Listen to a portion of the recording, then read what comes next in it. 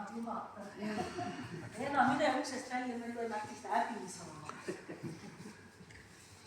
Nüüd on natuke rohkem, kui Irena oli, me laulame, paar laulu rohkem. Ega me tea, nüüd tuleb välja. Kui ma hakka laulema, laule maie, laske maie.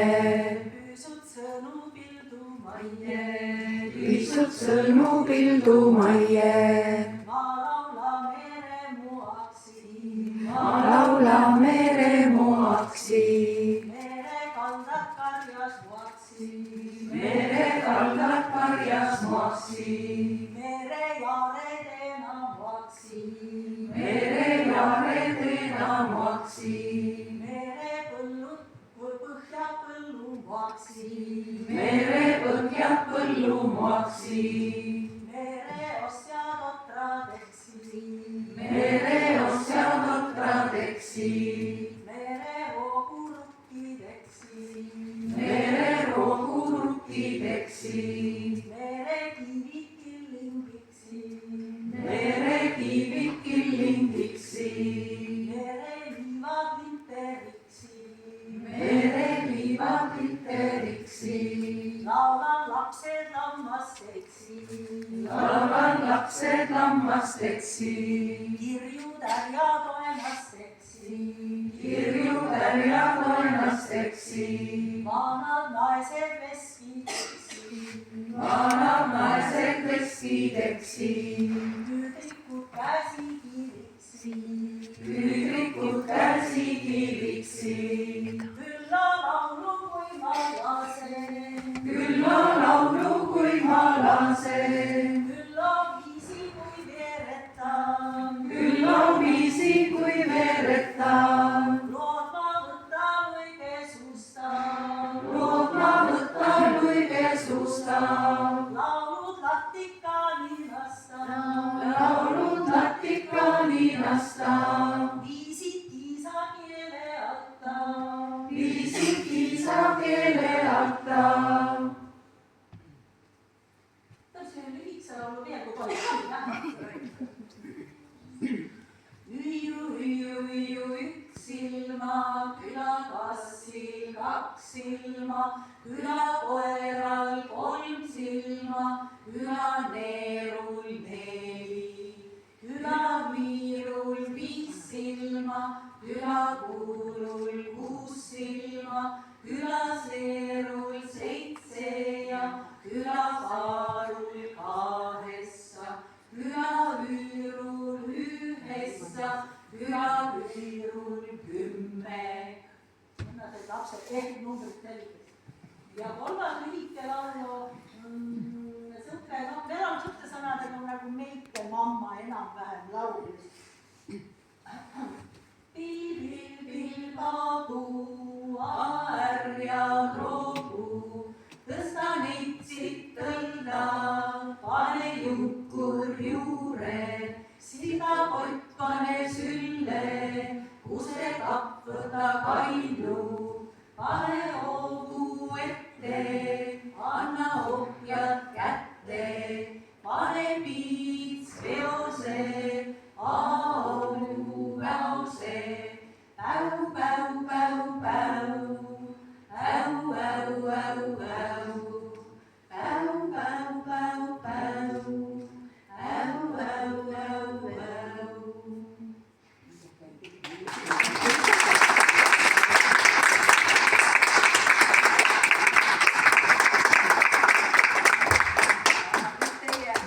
Teie toetada ansamblile ma annaksin ka ühe eksemplari kapa peale kasutada. Kas ma siis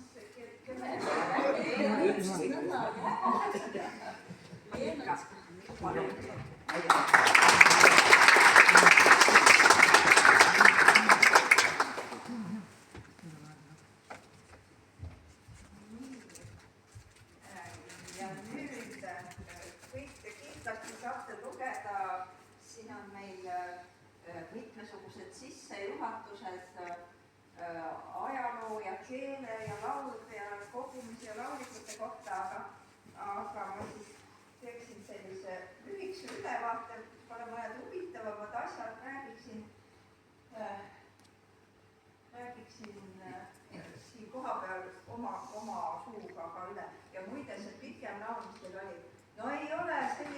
sõnu meil vanas kandes, sellepärast et kui me käisime kogumas, ei keegi ei laulnud meile mõnesid neid sõnu, nii et ise kirjutage juurde. Ega see raamat ei ole ka mingisugune lõplik tarkus. Kui keegi teab midagi paremini, kirjutage juurde, see on kõik väga teretulnud. Aga jah, et kuidas meil selle 150 aasta jooksul on selle väljaande tegemine kulgenud, see on olnud väga keeruline.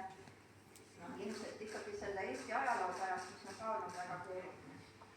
Ja Herbert Tampere, kelle pist siin ka vahepeal läbi käis, oli siis see inimene, kes pärast Jakob Õhtap võttis 30. aastatel selle töö üle ja tema jõudis siis teha Kuusalu köite ja Karksi köite. Ja siis järgmisena aasta oli 41 ja ta tahtis teha järgmiseks kohe Muhuköidet, 5. siis Vana Kannel 5 oleks tulnud Muhuköide ja ta käis ka ise kogumas, 42. aastal sõja ajal käis. Aga noh, me kõik teame, mis siis juhtus, et ei saanud ikkagi niisugust akadeemilist tööd teha ja siis tuli okupatsioon ja siis ei tohtinud hoopiski niisuguse rahvusliku teemaga tegeleda. Ja alles siis 58. aastal võeti folkloristide seas siis Vana Kandle teema uuesti käsile. Ja nüüd ikkagi ma ka täpselt ei tea, kes mida otsustas, aga vaadati, et tuleb seal Saaremaal ikkagi käia ja vaadata, kui palju seal mingi laule on. Ja äkki seal siis 3 Saaremaa köidet teha hoopiski järgmiseks. Ja kuna Mustjalast saadi siis erakordselt palju laule, otsustati hakata Mustjala köidet koostama, Herbert Tampere jätkas sellega. Aga läks mööda aastaid, Herbert Tampere suri 1975, ikkagi ei olnud veel valmis ja Vana Kannel 5, mis siis oli Mustjala, ilmus alles 1985. Ja vahepeal tehti ikka plaane ja Muhu oli ikka kogu aeg kavas ja üks plaan oli, et 1977 kuni 80 tehakse Muhuköide valmis ja koostajad pidid siis olema Kristi Salve, Ottilia Kõiva ja Ingrid Rüütel. Ja no sellest ajast peale on meil ka ju möödas juba 50 aastat peale. Ja Ingrid on selle aja vastu pidanud, et tema jõudis siis lõpuks oma osa ära teha. Oligi nüüd viimane aeg Muhulaste ees see vanavalk ära õiendada. Aga meil siin vahepeal on pildid teid seisma ja vist ei lähe käima. Aga eks te olete jõudnud näha ka seal, et on igasuguseid vanemaid tegelasi, kes siis Muhu regilaulude kogumisel on oma panuse andnud. Ja ma natukenegi peatuksin sellel Jean-Baptiste Holtzmaier, kelle pilt seal oli vahepeal. No, pisikesed isegi on. Tema oli Kuressaares siis Balti-Saksa kooliõpetaja, arheoloog ja folklorist. Ja hakkas huvi tundma ka rahvaluule vastu ja tema ka võttis endale abilisi kohalike eri paikadest ja näiteks Muhus oli tal üks abiline nimega Freundlich. See ei olnud Köster Freundlich, aga arvatavasti oli see tema poeg, kes parasjagu töötas Kuressaares Potselfana. Ja selle abiliste võrgustiku loomisel Holtzmaier oli Jakob Õhtale endale eeskujuks. Mis tema siin Saaremaal väikselt tegi, siis Jakob Õht mõne aja pärast tegi suureks üle Eesti. Ja siis ka Karja Köster koolmeister Karl Allas, kes oli Kosmek Allase onu, ka osales selles kogumistöös ja 1872. aastal saadis talle Muhu regilaulule ja ka muud pärimust Muhust keegi, kes kirjutas alla nimetähe OTK. Enda kohta ta mainis, et ta on kirikuteener, luuletas Köster Freundlich matusteks laulu, soovis saada koolmeistriks, kuid kartsis, et saksa keele oskuse puudumise tõttu ta seda kohta ei saa. Ja meie siis oletasime, et tegemist võiks olla Vanamõisa Simmu sulase lapsena sündinud Tõnu Kannuga, kes oligi ka sealse Luterjutu külakooli õpetaja vähemalt aastast 1876 ja tema oli ka Liimiste külalaulude autor ja näiteks lõi ka laulu, mis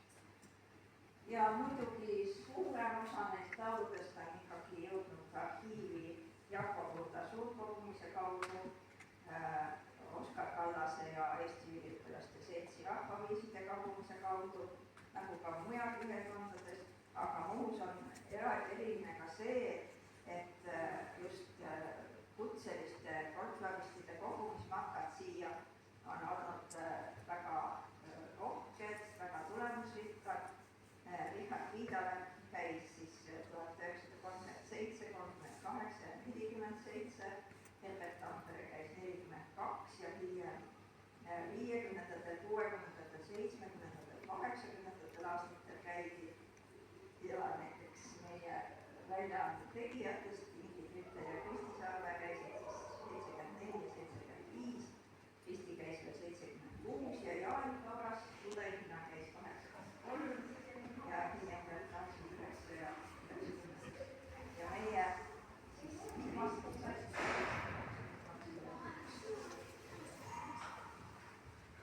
Aga kes siis on olnud need muulased, kes on neid toredaid pegilaule laulnud, võib-olla ka välja mõelnud, edasi arendanud? Neid kõige esimesi me kahjuks ei tea, et ei siis OTK ei kirjutanud üles, kelle suust tema on oma laulud kogunud, võib-olla oli neid oskajaid palju ja tema lihtsalt pani kokku mingisuguse keskmisega, nii võis olla. Aga nüüd Jaako Purdale rahvaluulet saatnud kogujad, ka Gustav Seelari Jaako Purda kaastööline, nemad siis panid küll enamasti kõikide nimed kirja, kui mõni just väga ei tahtnud ütelda, oli neid ka, kes oma nimed kuidagi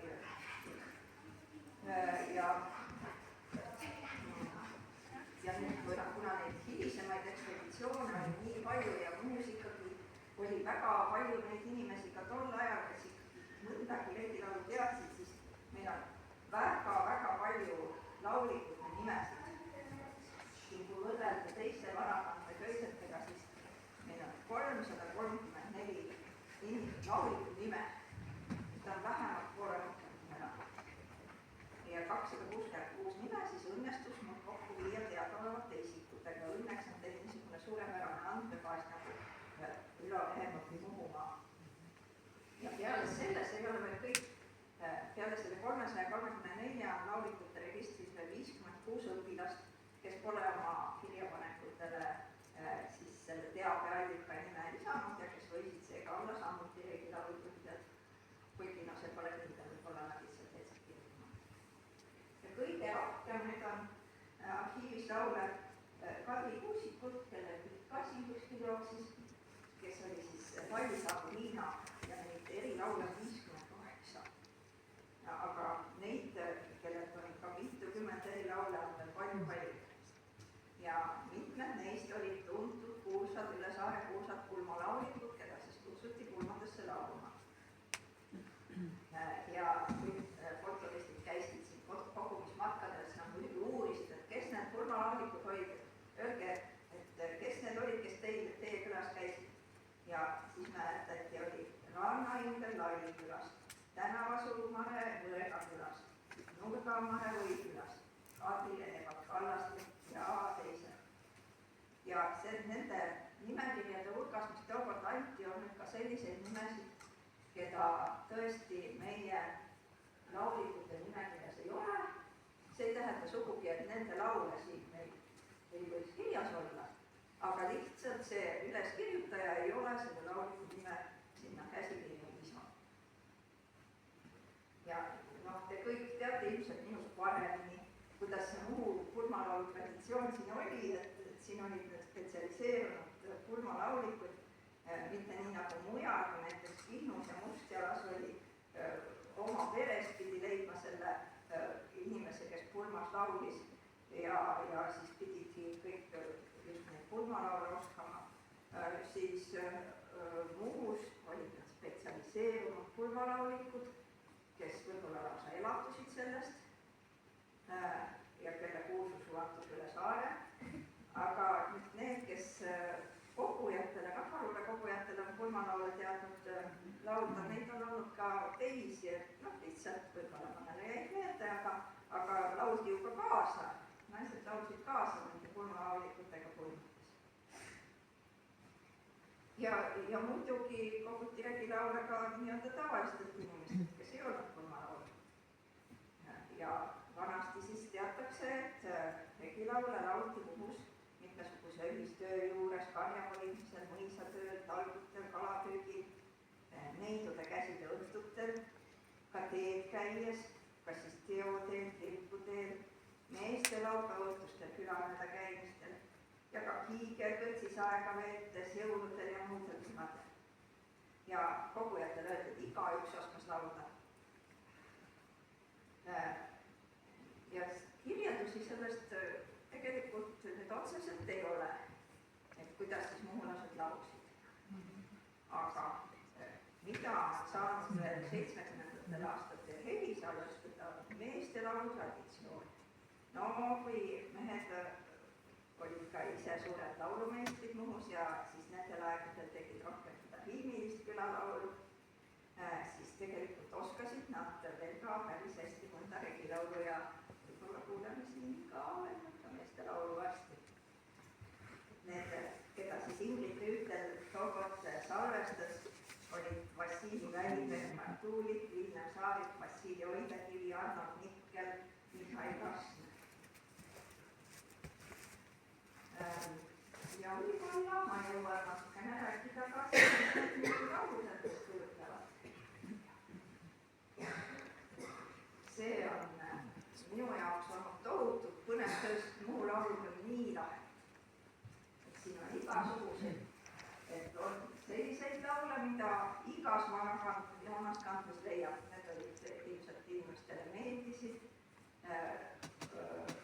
puudutasid neid kuidagi ja olidki üle Eesti igale poole levinud ja meelde jäänud. Aga on ka selliseid laule, mida on mäletatud võib-olla kuskil Võrumaal, keegi on kunagi 19. sajandil üles kirjutanud. Või kuskil Põhjarannikul, kuskil seal kirjade pool. Ja siis äkitselt Muhus. Väga põnev, kuidas see laul on niimoodi ühes Eesti nurgas on meeles, teises Eesti nurgas kolmandas. Ja mujal keegi enam ei mäleta. Aga näe, Muhus on meeles. Ja aga muidugi on siin ka selliseid laule, mis ilmselt on koha peal tehtud. Ja need minu meelest paistavad just silma sellise vaimutuse ja väga kavalate sõnadega. Meil on see, oi, siis on, ma pean selle käima, pane kohvi.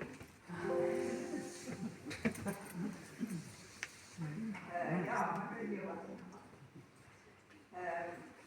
Siis see ülesehitus on tavaliselt selline, kõigepealt on büroo eepilised laulud. Need on siis sellised jutustajad, pikemad, sisaldavad keerukamad tegevuskäiku, sisaldavad vahel dialoogi. Ja büroo-eepiliste laulude järel tulevad lüürilised laulud ja temaatiliselt on need jagatud nii, et kõigepealt on looduslaulud, mõistatuslaulud, töölaulud, tööloitsud, siis on murelaulud, siis on laulud laulust ja laulmisest, kiigelaulud, mängulaulud, laulud imedest, kõrtsiteemalised laulud. Ja esimene köide lõpeb kalendrilauludega. Teises köides on siis inimese elukaarest kõnelevad laulud, seal võetakse läbi lapsepõlv, noorus, kummad, abielupõlvi ja pärast neid lastelaulud. Viimasena on meil siis nõidussõnad, obstsöönse sisuga laulud ja üksikud fragmendid, mida sisuliselt ei saanud täpsemalt jagada. Ja kokku on Muhu vanas kandes 2147 kola, mille hulgas on ka 2 ilmatekstita viisi ja need on jagatud 480 regilaulu tüübi vahel. Ja üks tüüp on siis rohkem või vähem kinda sisuga laulutekstide koogumine. Nüüd, kui neid inimesi, kellel laul on üles kirjutatud, oli hästi palju, siis neid valade arv ja see tüüpide arv tegelikult Muhus ei ole väga suur. Aga väga palju on kogutud pikki ja koos viisidega tekste. Viise on meil 365 ja see on jällegi erakordselt palju.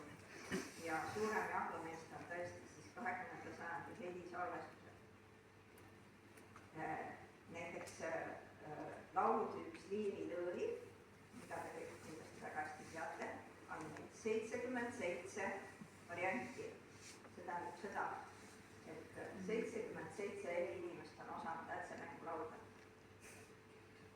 61, Ätsemänniku 61 ja Liivi Lõõt 77.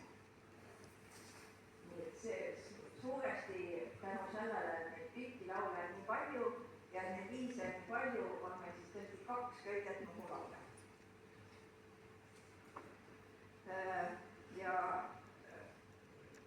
kui neid, meil oli kõigepealt lihtsalt eri aegadel kogutud laud ja kui me hakkasime neid temaatiliselt sorteerima, siis tüüpide vahel jaotama, siis osa on lihtne teha, need tüübid on olnud igas vanas kandes, aga siis tulevad niisugused laulud, mida üheski vanas kandes ei ole olnud. Ja siis me peame panema sellele regilaulu tüübile ise nime. Ja selliseid nimesid, mis nüüd siin esmakordselt nime sai, oli 128. Ja peale sellele, kui üks laul tegelikult sisaldab mitmesugust sisu, üks laulik on laulnud mitme tüübi sisu kokku, siis neid me nimetame motiivideks ja siis neid motiive, millele me pidime nime andma, oli veel 140. Ja mitte ainult, et see ei ole kõik. Kui selline motiiv tuli ainult üks kord ette, see üks Muhu laulik oli niimoodi laulnud ja meil ei ole andmeid, et keegi kuskil mujal oleks veel sellise koostisega värsirühma laulnud, siis me kirjutasime improvisatsioon. Aga tegelikult kust me teame, et see laulik seda improviseeris? Võib-olla laulis keegi teine ka kunagi niimoodi, aga lihtsalt keegi ei ole üles kirjutanud ega salvestanud. Ja siis kui 70-80 aastatel koostati Eesti regilaulide antoloogia, siis hõlmama ülevaate kõigi Eesti kantide lauludest, mõned nendest sellistest üksikutest Muhust kogutud üksikutest lauludest on sattunud ka, võetud ka sinna, sellepärast et nad on tõesti väga hästi Eesti regilauluvarasse sobituvad ja väga vaimukad. Ja siis selle antoloogia 3286 tüübi hulgas on 8 sellist Muhu laulu, mis tõesti kuskil mujal ei ole kogutud. Aga peale seda jäävad need historiad näidanud teksti. On seal antoloogias üks niisugune Muhu laul. Saaksin saksa naise endale nimeks laulu. Ja seal on selle laulu kohta öeldud, et on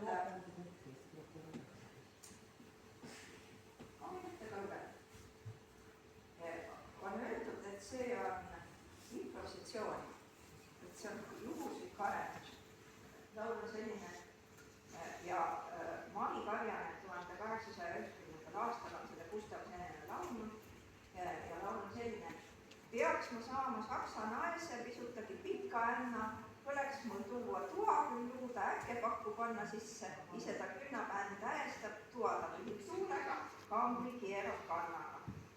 Aga ei ole improvisatsioon, sellepärast et hiljem 56. aastal on samasuguse laulu laulnud Helena Mölder ja tema ütles, et ta kuulis seda 10-aastaselt Kadri Kuusikut, kes seda oma pojale laulis.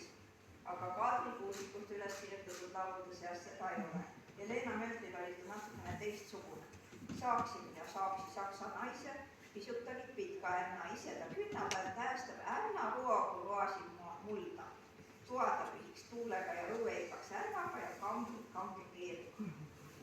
No ja peale selle tegelikult meil on praegu regilaulude andmebaas ja selle abil ma olen leidnud veel vaatudki sellest laulust, mis on kogutud mujal siit mulle tahaksin meil panna see teine järgmine ka, siis me saame kõrvuti korraks võrrelda. No, 2 esimest värsi ja täitsa sarnased, siis läheb natukene teistsuguseks, aga mõte jääb samaks. Ja siis lõpuks ma tahtsin näidata ühte rahvalaulude antoloogias esile tõstetud Muhu laulu, mille kohta öeldakse samuti haruldane laul ja vot sellist ma ei ole, panen siit see järgmine, ma ei ole tõesti rohkem kuskilt meie praegusest arhiivimaterjalist leidnud, mis ei ole ka veel päris lõplik informatsioon, võib-olla tuleb veel kuskilt välja, aga see on siis ka selline vahva nagu laul, laulan ära läheksid, kubjal kurjaksid lõpeksid, lihtsale jäändi ja vihaksid, tehti käinud ja kahuksid, ilu ja poisi terviseks ja aidamine alguseks. Mis ma lõpuks oskan ütelda? Suur tänu muhulased, suur tänu kõikidele teie esivanematele, et te olete nii ahvad olnud ja nii vaimukad ja nii ägedad ja et praegu ka veel nii palju meeles on. See on olnud väga suur seda tööd teha. Aitäh!